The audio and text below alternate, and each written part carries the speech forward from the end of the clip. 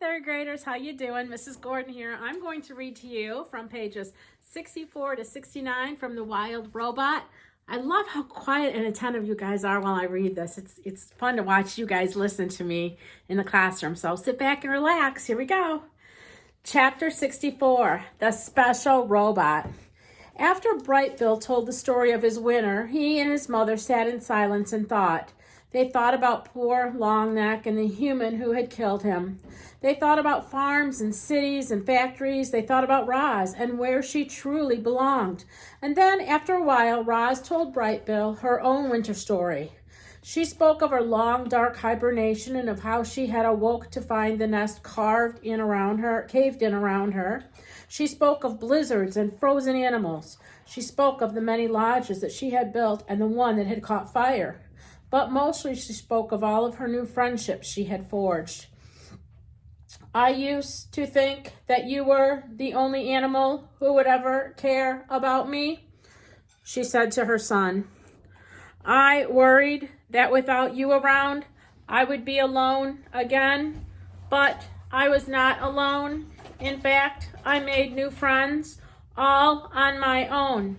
I think the other animals might actually like me.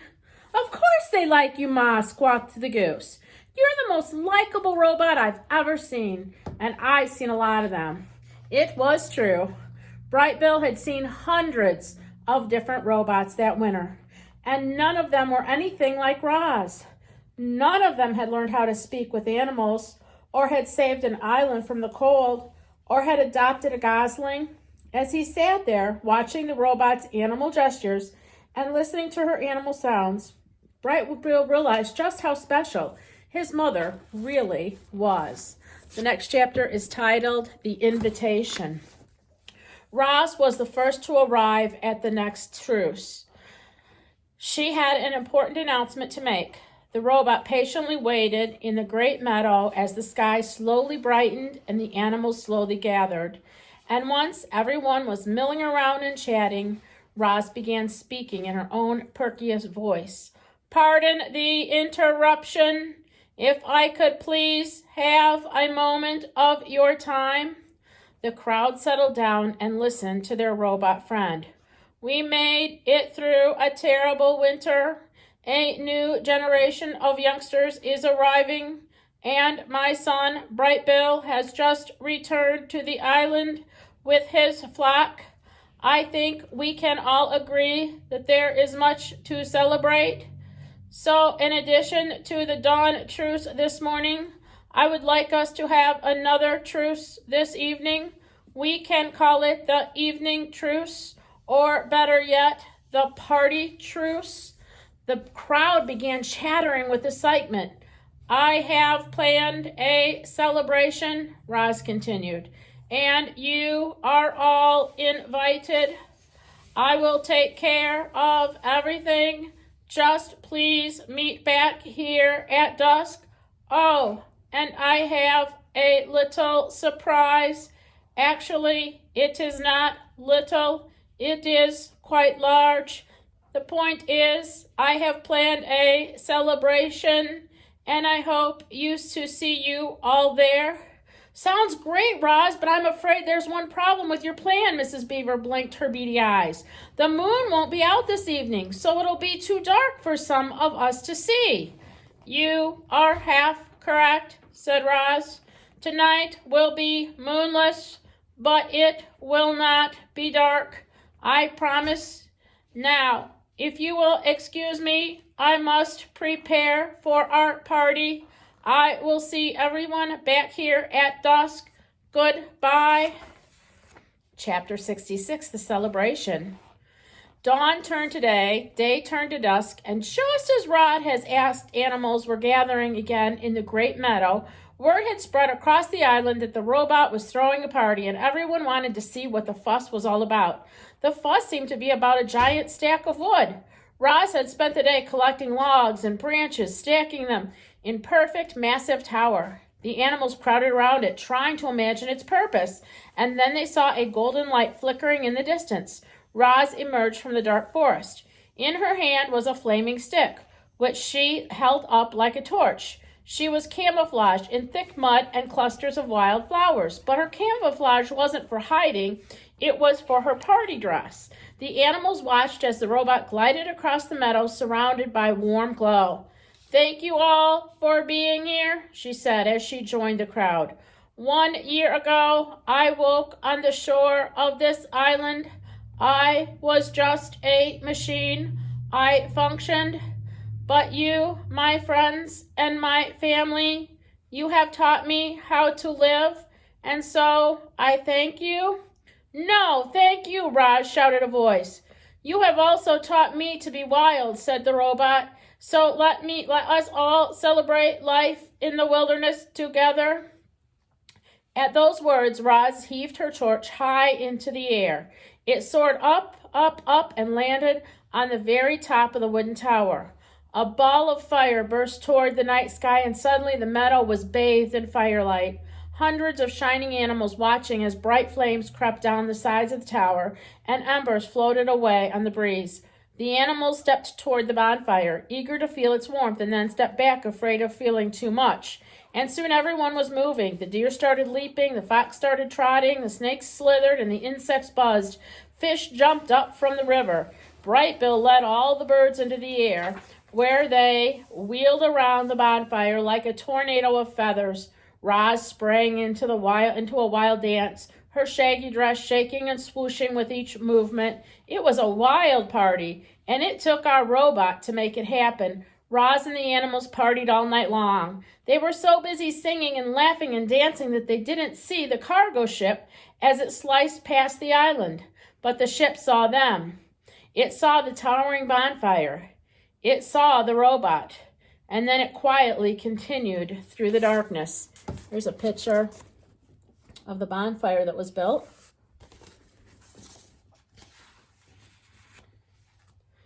By dawn, the bonfire had dwindled to a smoldering hill of ash. Everyone else had gone home, and only Roz and Bright Bill remained in the meadow. They lay in the grass together, watching as the soft light of the morning crept up from the horizon, and then Roz said, "Let us go for a walk." The robot and the goose hiked and flew up to their favorite spot on the grassy ridge.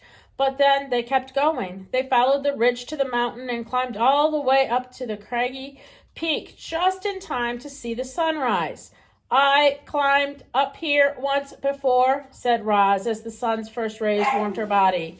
"I sat on this very rock, looked out at the island, and I would always be alone.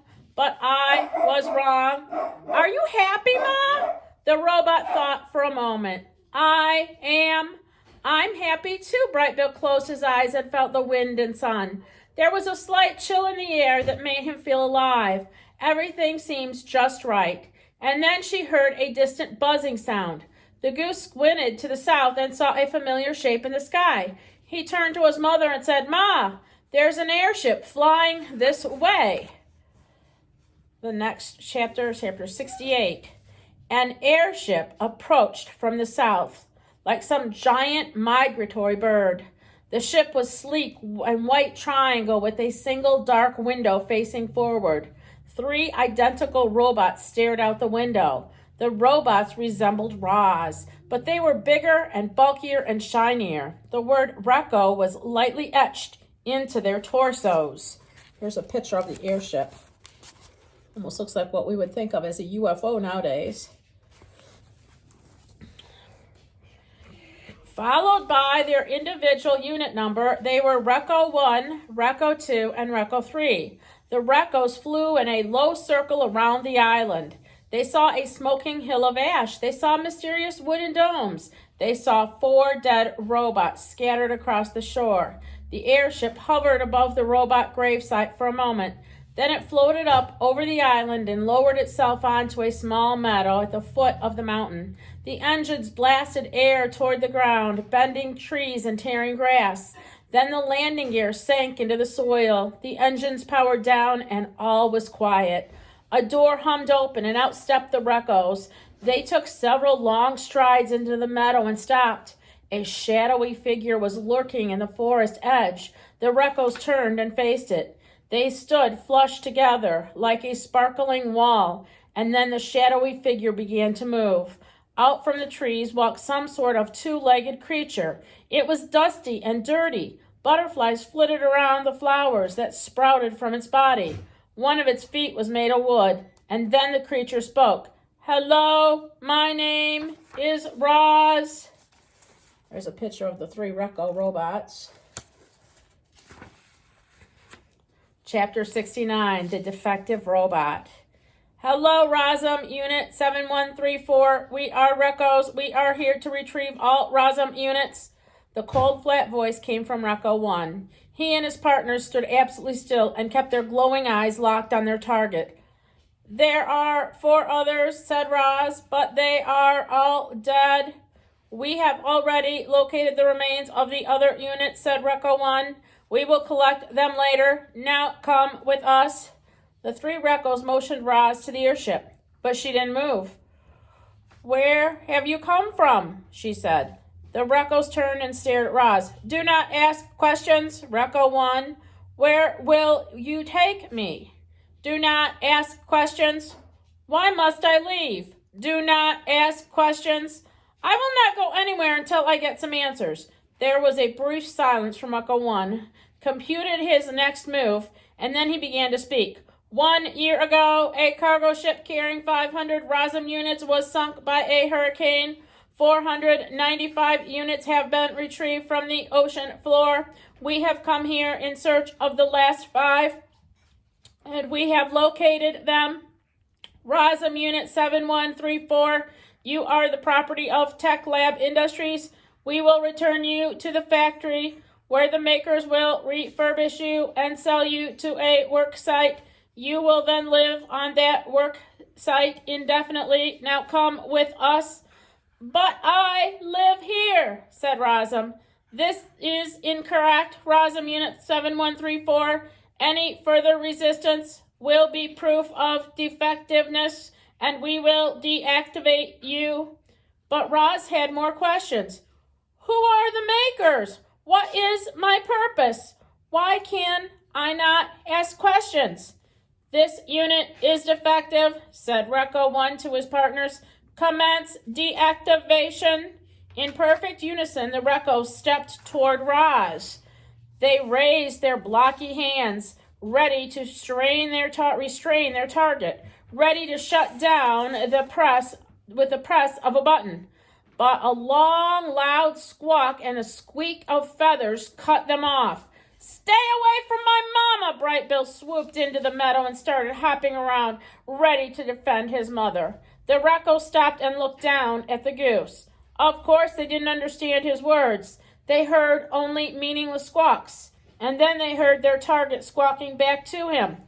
"Bright Bill, get out of here," said Roz in the language of the animals.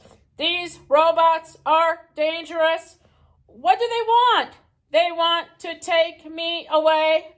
The Reccos stared at their target, trying to understand why she was exchanging noises with a goose.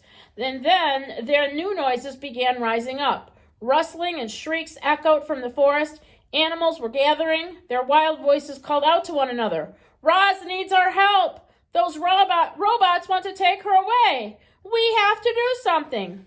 The uproar in the forest grew louder and louder. The Reccos peered past Roz toward the mysterious noises, but saw only foliage.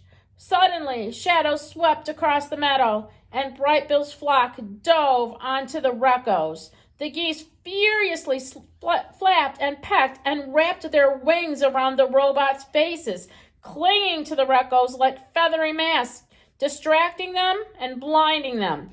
Bright Bill turned to his mother. "Run, Mama, run!" And that's the end of those chapters. I hope you're enjoying this story. 2 more days to go and we'll be done. Have a great day, guys. Love y'all.